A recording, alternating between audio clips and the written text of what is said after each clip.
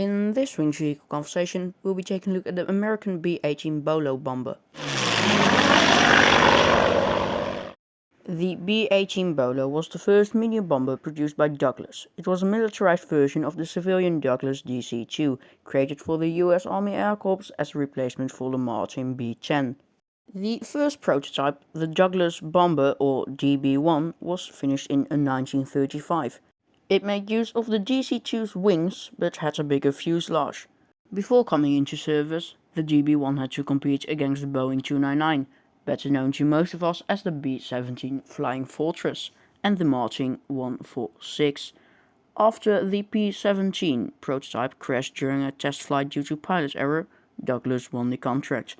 It is however likely that even if the B-17 had not crashed, the DB-1 would have won the contract, since during the 30s, due to budget cuts, strategic bombers did not fit the US military doctrine. The DB-1 also cost about 40% less than the Boeing design.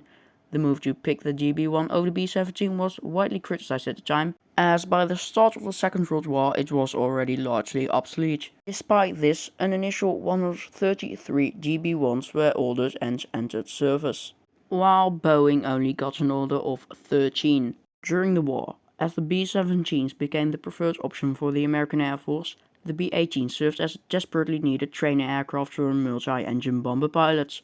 They did not only serve as trainer aircraft, however. The B-18s were used for anti-submarine operations in the American and Caribbean waters. The Royal Canadian Air Force used 20 B-18s as general reconnaissance bombers under the designation Digby Mark I, and a few B-18s were stripped of their military capabilities and made into transport aircraft. The B-18 saw some of its most significant action on the 22nd of August 1942, sighting and sinking the German U-boat U-654. In 1938, the B-18 Bolo was succeeded by the B-23, which was based on the civilian DC-3, and the American bomber we all know and love, the B-17 or Boeing 299, which had before lost the contract to the B-18. The aircraft was produced from 1936 until 1939. During that time, 350 B-18s were built. The last B-18 was retired in 1946 from service with Brazil. 5 B-18s survive today. One wreck is on display in the Pacific Aviation Museum. The surviving B-18s are located in the Castle Air Museum, the National Museum of the US Air Force, the Pima Aerospace Museum, and the Wings Over Rockies Museum.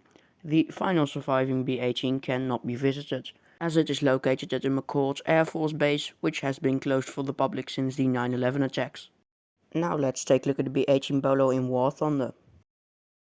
In War Thunder, the B-18A Bolo can be found in the US tech tree at rank 1, with a BR of 1.3 in realistic battles. It is the first medium bomber in the US tech tree and the only rank 1 American medium bomber.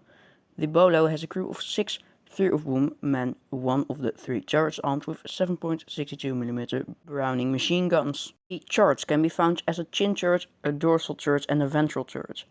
For bomb loads, the B-18 can be armed with a total of 2,000 pounds of bombs, enough to destroy a base. The bomb options are either 1 2,000-pound bomb, 2 1,000-pound bombs, 4 500-pound bombs, 8 250-pound bombs, or 12 100-pound bombs. It is, like most low-tier bombers, quite slow, with a max speed of 375 km an hour at 3,000 meters, barely enough to destroy the aircraft's landing gear. Other than that though, the B-18 is quite maneuverable and can be used to great effect at its BR. You could even try taking this one out in ground battles for a few cheap laughs. I hope you enjoyed this wing vehicle conversation. If you did, I'd appreciate it if you liked the video or even subscribed. If you didn't like the video, then of course don't. That's about it. I've been me, and I'll see you some other time.